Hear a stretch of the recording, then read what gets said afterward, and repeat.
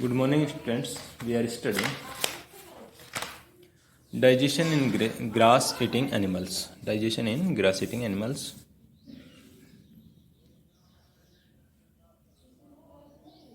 यानी घास खाने वाले जानवरों में पाचन. The animals which eat grass have a special stomach to digest the tough cellulose, that is carbohydrate present in grass. तो घास खाने वाले जानवरों में एक स्पेशल स्टमक होता है जो टफ सेलोज को, जो एक कार्बोहाइड्रेट है, उसको डाइजेस्ट करने के लिए बना हुआ है. सेलोज ग्रास में प्रेजेंट होता है. The stomach of cow is large and consist of 4 compartment. Stomach, cow का स्टोमक बड़ा होता है और इसमें 4 कंपार्टमेंट होते हैं. 4 चैम्बर्स वी कैन से, यानी उसमें 4 भाग होते हैं. The first compartment of cow's stomach is the biggest and it is called rumen.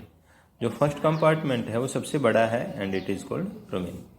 When cow eat grass as food while grazing, जब काउ चरते समय घास खाती है, it does not chew it, इसको चबाती नहीं है, because it has no time for it, क्योंकि इसके पास समय नहीं होता है.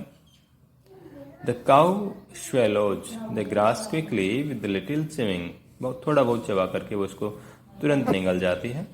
And store it in rumen, और इसको रुमेन में स्टोर कर लेती है, which is the first compartment of stomach, जो स्टोमक का फर्स्ट कंपार्टमेंट है.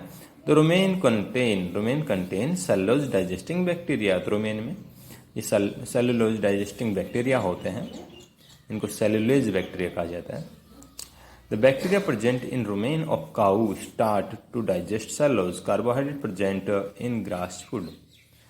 बैक्टीरिया प्रेजेंट इन रुमेन, जो बैक्टीरिया रुमेन में प्रेजेंट है, स्टार्ट डाइजेस्ट सेलुलोज, वो सेलुलोज का डाइजेशन स्टार्ट कर देता है. प्रेजेंट इन ग्रास, जो सेलुलोज ग्रास में प्रेजेंट है. तो ये कार्बोहाइड्रेट क्या है? ये सेलुलोज को ही कार्बोहाइड्रेट कहा गया है, क्योंकि सेलुलोज एक प्रकार का कार्बोहाइड्रेट है. Thus the grass is partially digested in rumen. Grass is partially digested in rumen, यानी घास का आंशिक रूप से डाइजेशन कुछ हम कह सकते हैं रुमेन में हो जाता है. कौन करता है? The cellulose bacteria. The partially digested food in the rumen of cow is called partially digested food is called curd. जो स्टोर है रुमेन में, जो कुछ जिसका पाचन हो चुका है, उसको कर्ड कहा जाता है. After some time when the cow is resting, कुछ समय बाद जब काउ आराम कर रही है, the curd from rumen is brought back to mouth of cow in small amount at a time. यानी जब ये विश्राम कर रही होती है तो कर्ड कुछ अमाउंट में, एक समय पर थोड़ा सा अमाउंट वापस माउथ में लाया जाता है. किस लिए? For chewing. The cow now chew the curd throughly. अब काउ उस कर्ड को कंप्लीटली च्यू करती है. Thoroughly, not throughly. The cow now chew the curd thoroughly, means cow उसको कंप्लीटली च्यू करती, चबाती है. दिस इज वाई, इसलिए many times we see cow और buffalo moving its jaw from side to side. इसलिए हम अनेक बार देखते हैं कि काउ और बफेलो अपने जबड़ों को, अपने जाज को साइड टू साइड मूव कराती है. Chewing continuously even when it is not eating grass. यह उस समय भी चबाती रहती है जब ये घास नहीं खा रही है. The process by which the curd, partially digested food को कर्ड कहा जाता है, जो स्टोर है रुमेन में, is brought back from the stomach to the mouth of the animal and chewed again is called rumination. जो प्रोसेस कर्ड को, जो स्टोर है स्टोमक में, उसको वापस माउथ में लाने की है, यानी माउथ स्टोमक में स्टोर्ड कड़ को माउथ में वापस लाने की जो प्रोसेस है चबाने के लिए, इसे हम रुमिनेशन कहते हैं। All the animals which chew the curd are called ruminants. जो भी एनिमल्स कड़ को चबाते हैं, यानी जो स्टोमक में स्टोर्ड फूड है उसको जो चबाते हैं, हम हिंदी में कहते हैं जुगाली करते हैं, उनको रुमिनेंट्स कहते हैं। और हिंदी में इसको रुमिनेंट्स को कहते हैं जुगाली करने वाले जानवर। When the cud is thoroughly chewed in the mouth of cow, जब कड़ completely मुंह में काऊ के द्वारा चबा दिया जाता है, इट इज swallowed again, इसको दोबारा निगला जाता है। But this chewed curd does not go back to rumen, लेकिन ये चबाया हुआ जो कड़ है वापस रुमेन में नहीं जाता है। The thoroughly chewed curd now goes into the other compartment of the cow's stomach and then into the small intestine to complete digestion and absorption. अब जो चबाया हुआ कंप्लीटली चबाया हुआ जो फूड है वो दूसरे कंपार्टमेंट में जाता है स्टोमक के, और वहाँ से ये स्मॉल इंटेस्टाइन में जाता है जहाँ इसका कंप्लीट डाइजेशन होता है, एब्जॉर्प्शन होता है।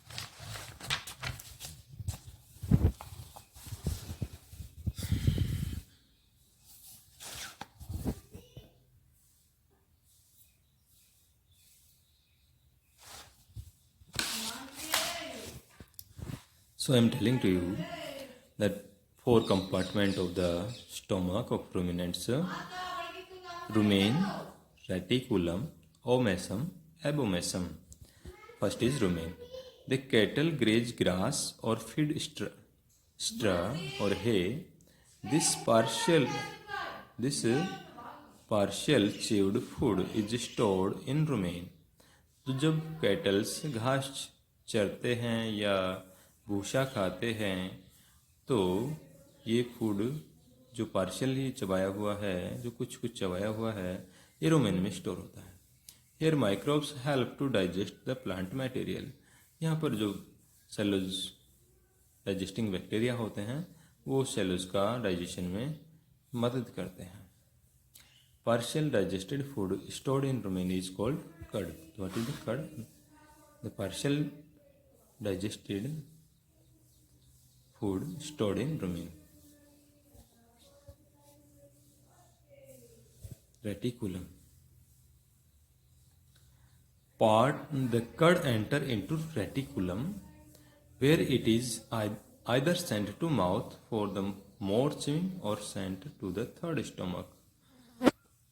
Reticulum यानी रुमेन से फूड जो होता है, जिसका जो चबाया नहीं गया है उसको तो उस कड़ को तो माउथ में भेज दिया जाता है, और जिसको अच्छे से चबाया जा चुका है वो वापस थर्ड स्टोमक में जाता है। Omasum. Food from the reticulum come from the omasum. Omasum absorb water from the partially digested food. तो फूड जो रेटिकुलम से ओमेसम में भेजा गया है, ओमेसम उसमें से वाटर को एब्जॉर्ब करता है। Now, abomasum. Digestive juices are stored in abomasum and digestion take place here. So, food comes from the omasum to the abomasum, and here the digestive juices are secreted and then the digestion take place here. Abomasum is the true stomach because the digestion take place here. So it is called the true stomach. Small intestine. The digested food from the stomach enter to the small intestine where the further digestion take place. So the food goes from the abomasum to the small intestine. Then here the complete digestion take place. Liver and pancreas are released. Digested juices are released. Digestive juices in the small intestine.